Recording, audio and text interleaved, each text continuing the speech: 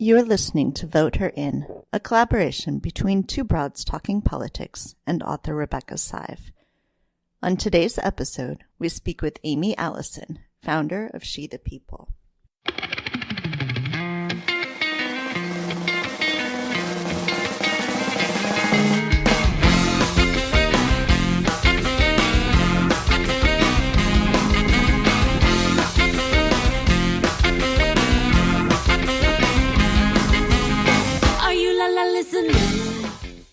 Hi, everyone. This is Kelly, and you're listening to Vote Her In, which is a collaboration between two broads talking politics and author Rebecca Sive. We're coming to you now as the country is starting to reopen and reclose. So I'm still in quarantine. I don't know about the rest of you. And I will turn it over now to Rebecca, who will introduce our guest. Yeah, I think a lot of us are in quarantine, but delighted to be able to keep working and keep organizing and advocating. And so today we're all of the above because we have a fabulous guest in the person of Aimee Allison, as you all probably know, founder of She the People. And she's done some amazing work over the last few years among women of color throughout the country. And as the presidential heats up, and we get close to a woman nominee as the vice presidential candidate on the Democratic side, we thought it would be great to hear from Aimee about, her thoughts on that topic and related issues of women in politics and this incredibly important time we're in between now and November 3rd. So I'm going to say welcome, Aimee, and ask her to begin by sharing with us exactly, her thoughts about what she sees right now at this, I think, historic moment for any number of reasons, but certainly for the cause and the campaign that Aimee's involved in. So welcome, Aimee. Thank you so much, both of you, for having me. I'm just really happy to be here. What do I see? It's like where to start, right? We are in unprecedented times, aren't we? We're in a place we haven't been before, both in the negative sense and also in the potential sense. There's a lot going on. Right. And when you think about that in your own work, what was it that precipitated your doing this organizing work initially, and the directions you're taking right now? The election in 2016, I remember being in a small fundraiser near my home in Oakland, California.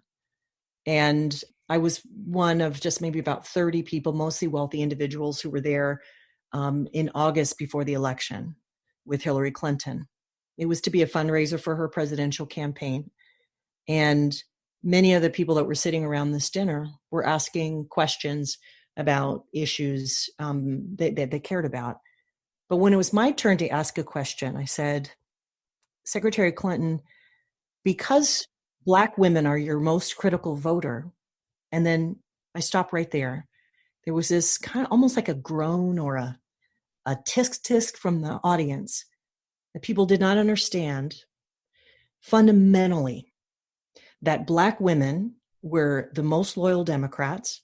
We had the highest turnout of any race and gender, and Democrats simply could not win without us. And more than that, when I went on to ask Secretary Clinton, look, I appreciate your campaign acknowledging that equal pay day for Black women is much later than white women, because equal pay day in my world had always been celebrated based on where white women were, and we're all to be, kind of in any of the acknowledgments of gender disparity, that it was based on white women's experience. And so I want to just thank your campaign, for acknowledging that for Black women, it's a different day. But how are you embracing and speaking to Black women in your campaign?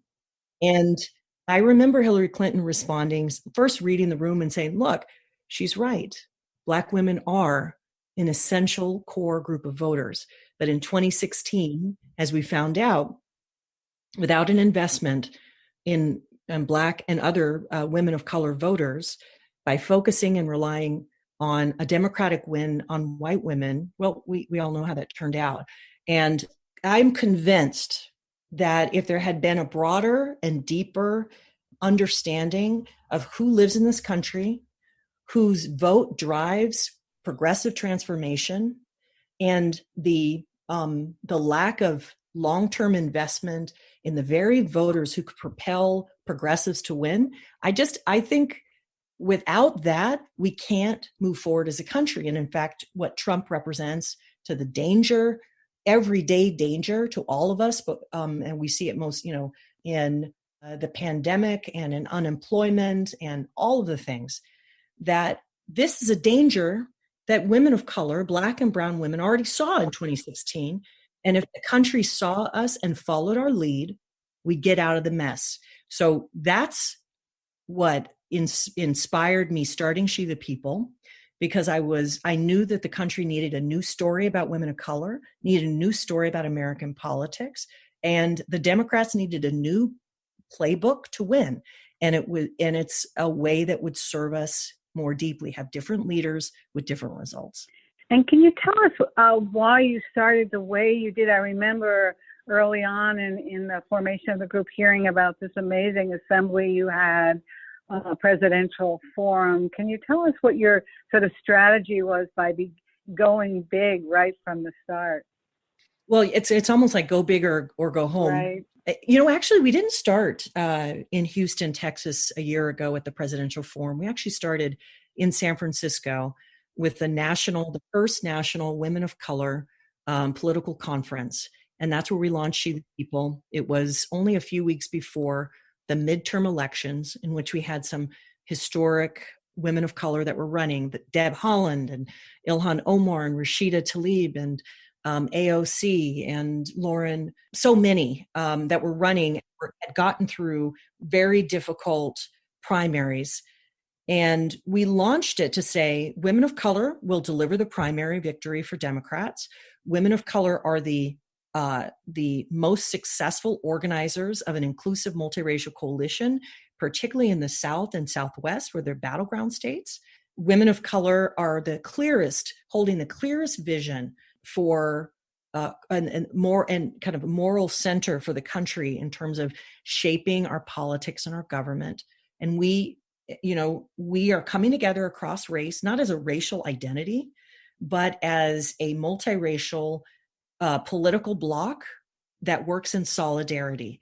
And we started very early on working with reporters about the numbers, how we're the fastest growing voting bloc.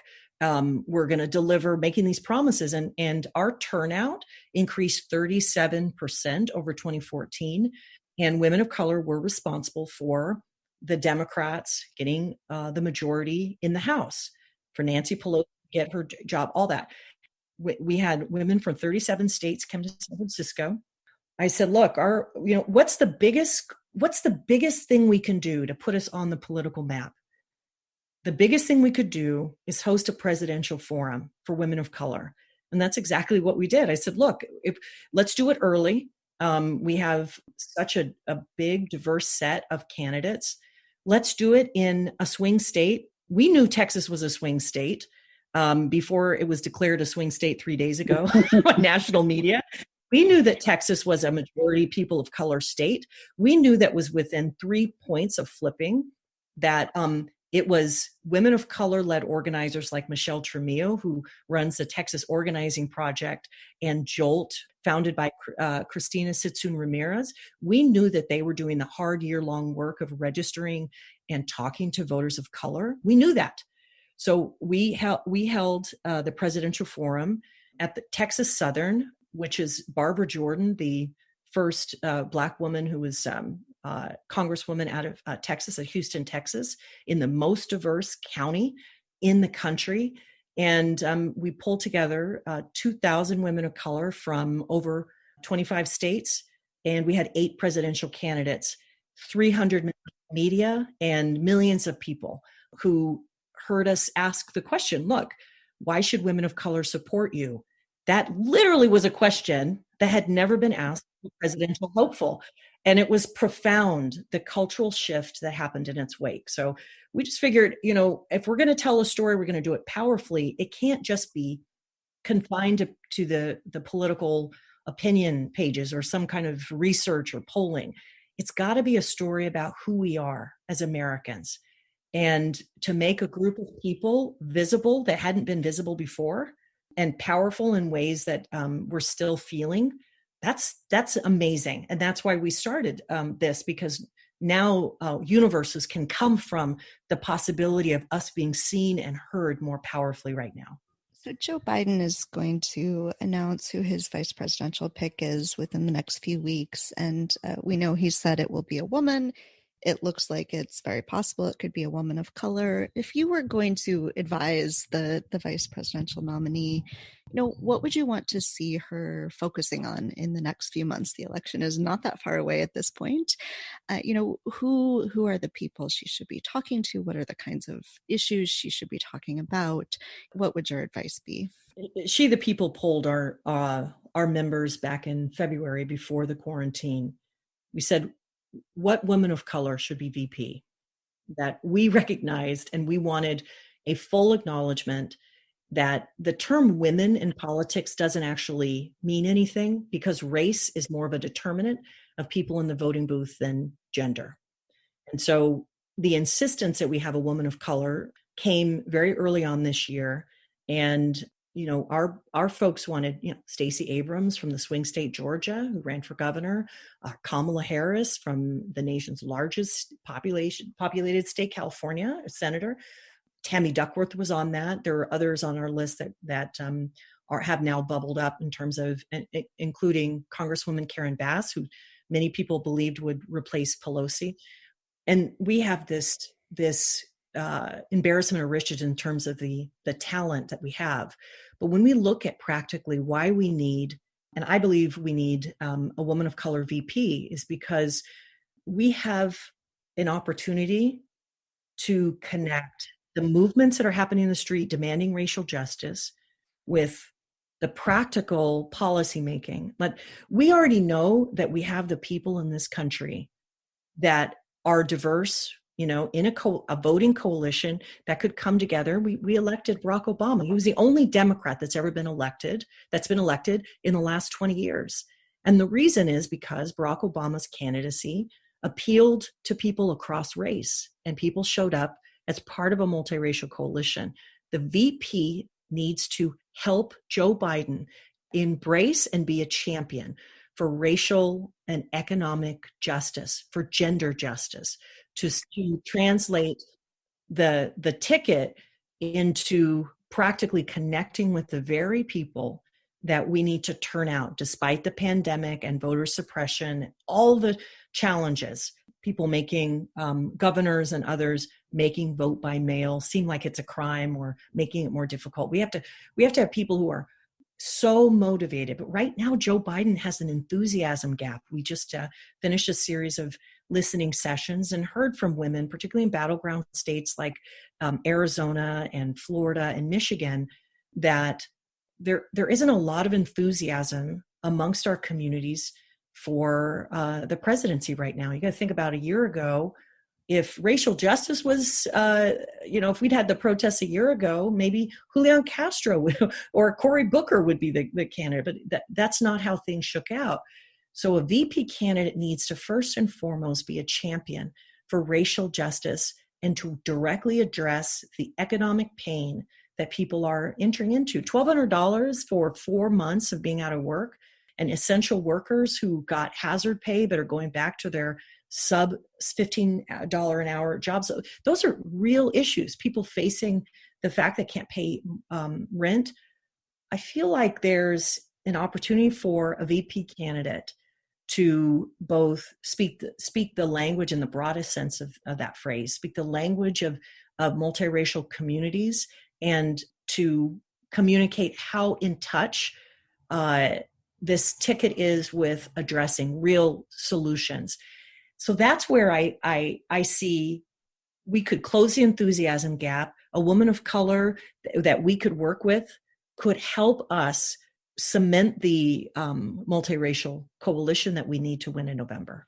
One of the things related to this discussion, of course, is the fact that, this is an executive role. And Kelly and I were prompted to start doing this Voter In podcast because of my book, Voter In, which discusses, as you may know, the importance of women attaining more executive, political, and governmental positions. And so we're kind of at this point now where we can both work toward that with a vice presidential candidate and hopefully a winning ticket. But also we've seen in this past few months, the work of a number of women in executive roles, that is, as mayors of major cities. And I'm wondering if you could sort of comment from that perspective about what you think we have learned from them generally, and what those who may run coming up behind them, like this vice presidential candidate, could get away from what they've done and how they've done it.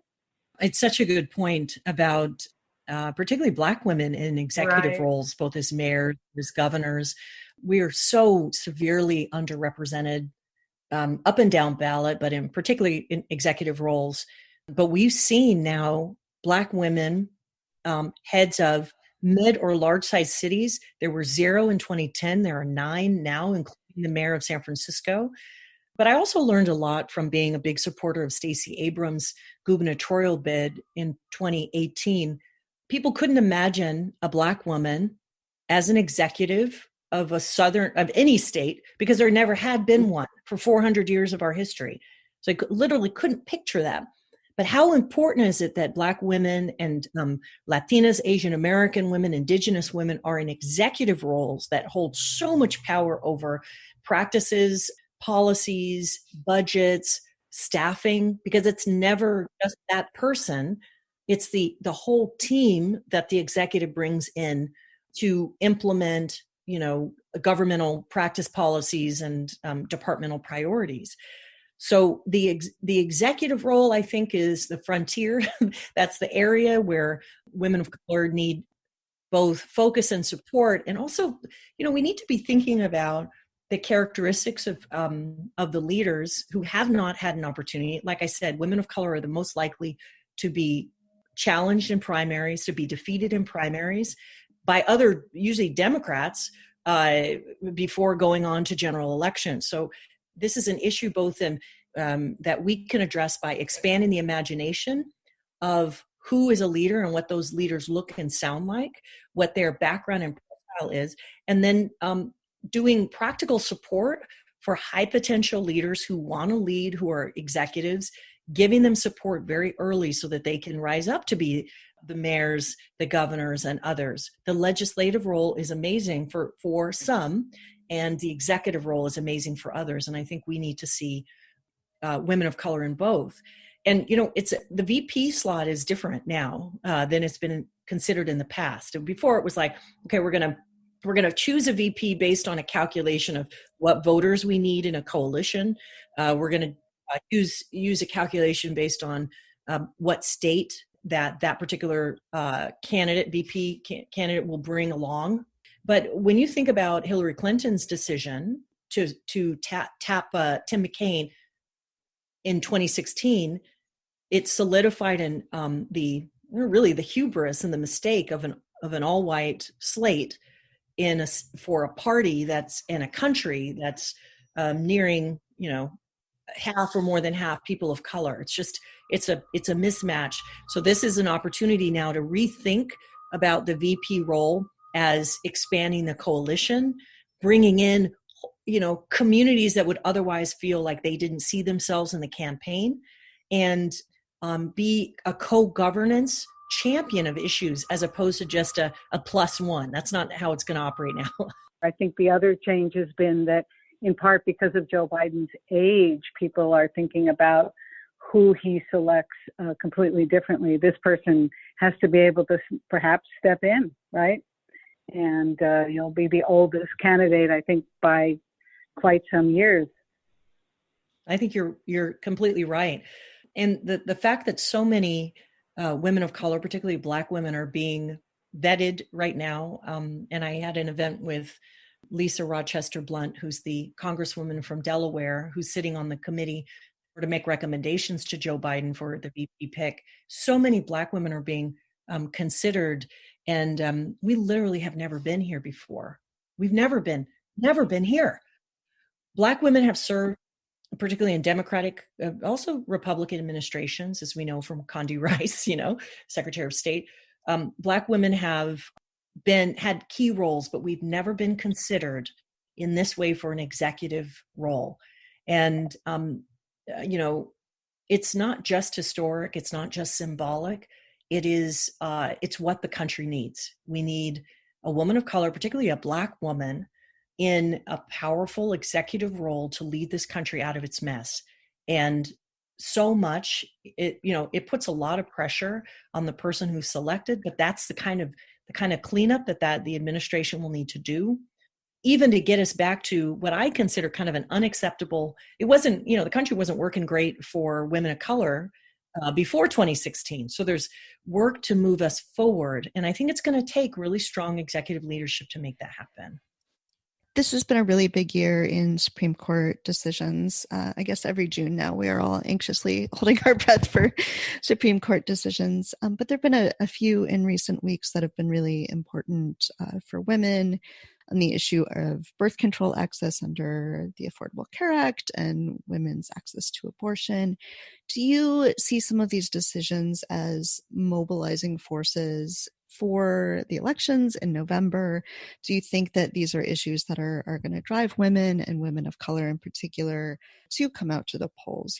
What are you seeing? You can think of women of color as a voting bloc, as the most likely group of voters to support a whole host of justice issues, reproductive justice being extremely important.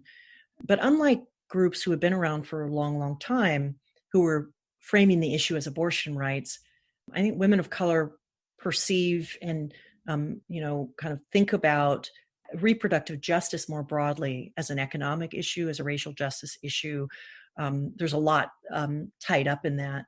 I think that, there was an Asian American Political Institute did a study, and I wrote partially about that, and I wrote about some broader trends of women of color for a publication that's out by the Democracy Alliance. And one of the things that we learned is that women of color are the most likely to support both on the ballot measures and politicians who make reproductive justice a cornerstone of their political intentions, their political will, and their policy platforms. So I think reproductive justice in the context of the economy, in the context of race, in the context of gender, those things continue to be driving forces for women of color voters. When we polled our national network about the issues, we actually have a poll out right now that people can take if they go to shethepeople.org. That we're asking people to give their top issues. We will periodically measure what is motivating people to go to the polls. What's bubbled up for us is racial justice, and people want solutions for that. But that's not to the exclusion of something like reproductive justice. That's understanding reproductive justice in the context of racial justice. So it's all intersectional and connected. Those are women of color don't want to be considered a GOTV universe, like a get out the vote universe. Democrats, actually, this is bigger than party. The old playbook really goes to women of color, people of color, 4 to 6 weeks before an election, and assumes that we won't have high turnout and doesn't engage voters in long-term persuasion on key issues like reproductive justice. That's a big mistake. Women of color, because we're such a key part of the electorate, our turnout numbers will determine and shape the political futures of our country, but also individual campaigns, that they need to come and talk and listen to what women of color want and what are the top priority issues for them.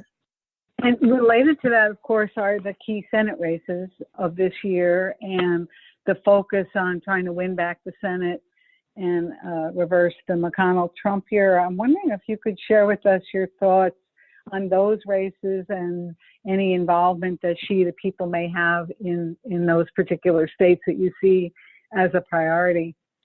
I think if the Biden ticket is successful in November, it'll be hard to push through a legislative agenda without the Senate. McConnell's still in control, and he has been so very damaging. Right. So you're right. I think looking at the Senate is important. when we planned out our political program at the beginning of 2020, even not knowing about the impact that COVID was going to have on our country and our individual lives, we said, look, there are 7 states that are priority states for us, and we're going to do an historic women of color kind of coordinated campaign that focuses on Arizona, Texas, Georgia, Florida, as well as Michigan, Wisconsin, and Pennsylvania.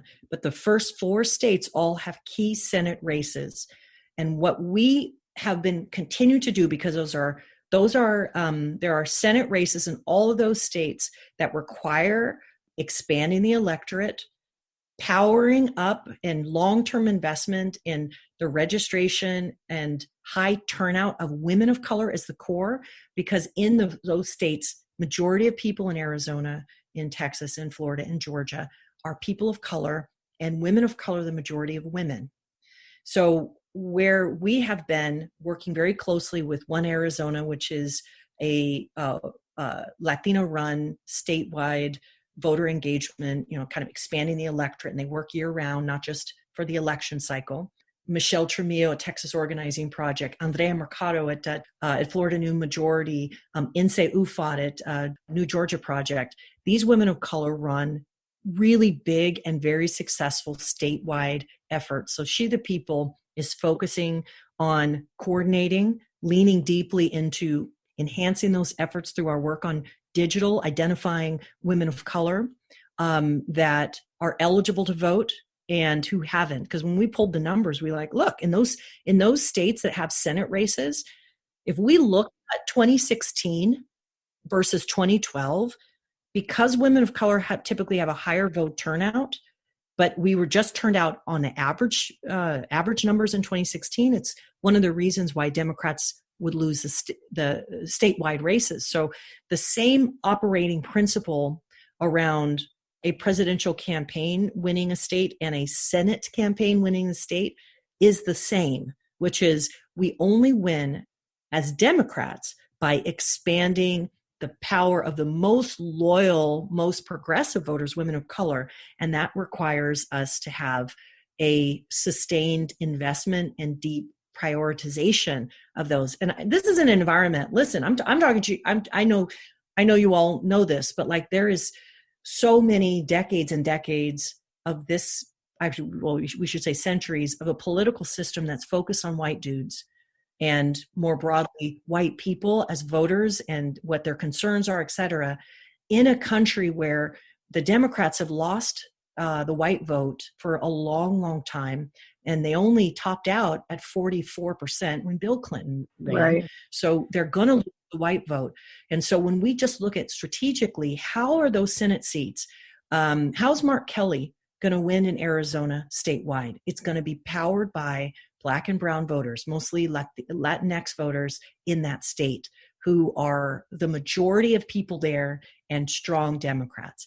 How are the 2 candidates, Reverend Warnock, going to win in Georgia? He's going to win by following Stacey Abrams' playbook and powering and magnifying the powerful vote of Black women who are near 40% of the electorate there. How is that, and same in Florida. So this is where I'm saying is if we focus on the path to victory is not by buying a bunch of TV ads, actually, because that's millions of dollars that go into Senate campaigns, usually TV ads, but instead saying, who are the on-the-ground organizers that we can invest in that will bring their folks along? Who are the trusted voices that can actually activate people and do it in the midst of a pandemic? Both from your own experience and from what you've seen of these on-the-ground organizers, these women who are leading incredible organizations, what is some advice that you have for anyone who's listening, who's thinking about following in these kinds of footsteps, who wants to be involved in public advocacy and politics? What would your advice be for them in ways to sort of be thinking through that future? It's funny because I'm 50, and for most of my career, I was, not the person out front. And She the People was a creation based on the fact that it's a very common experience amongst women of color to have a story to tell, have ideas, but not really know how to do it. And someone like me who's been in social justice or politics for a really long time, sometimes it can feel like you can be involved in that and not make enough to get to pay your rent, and it could feel very, difficult. And it's harder for women of color because I'll speak as a Black woman, we'll be like, okay, well, you can volunteer your time,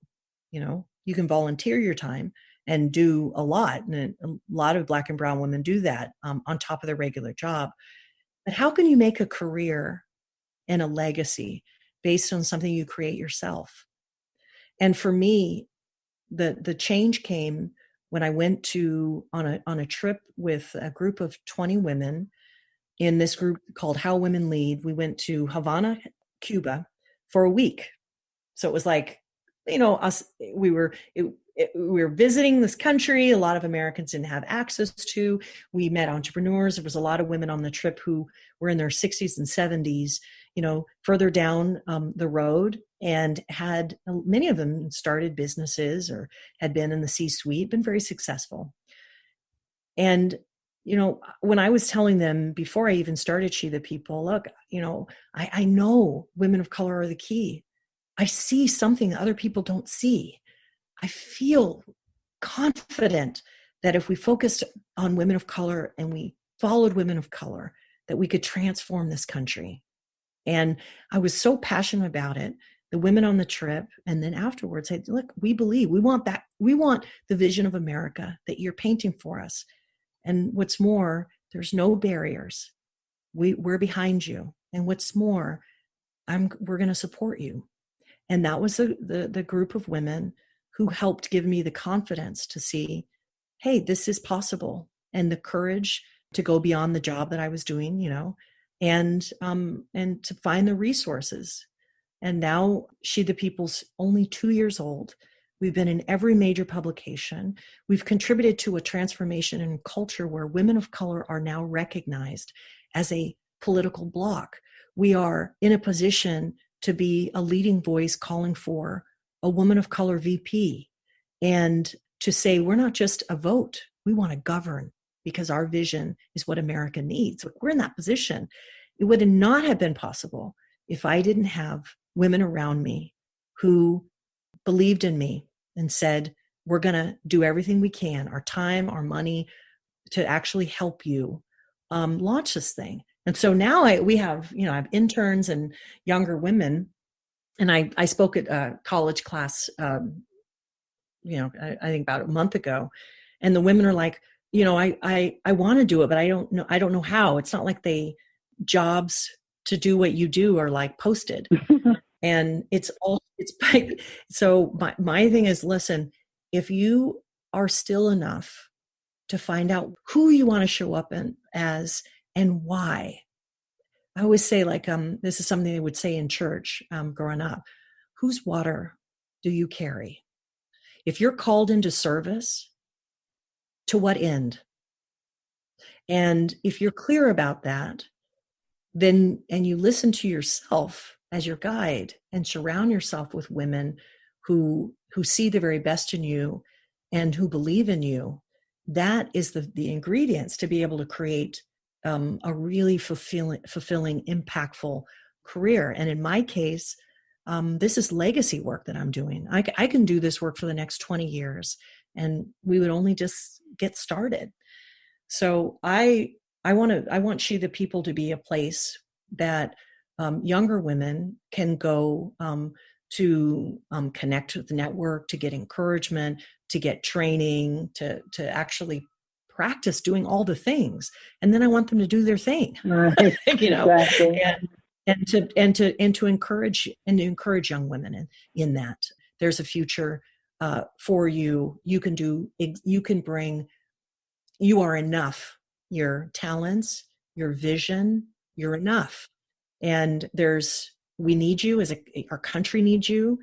We need you and your leadership. And so the challenge is to listen to yourself enough to figure out what your particular role will be.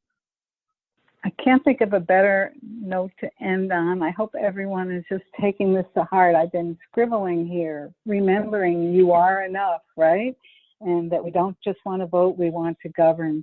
Thank you so much, Aimee, for joining us. We hope you'll come back and keep posted. And in the meanwhile, stay safe. And of course, I know you'll stay busy. Thank you so much for having me on. It's been a pleasure. The Vote Her In segment is a collaboration of Two Broads Talking Politics and author Rebecca Sive. Our theme song is called Are You Listening, off of the album Elephant-Shaped Trees by the band Aimee, and we're using it with permission of the band. Our logo and other original artwork is by Matthew Weflin and was created for use by this podcast. You can contact us at twobroadstalkingpolitics@gmail.com or on Twitter or Facebook at Two Broads Talk.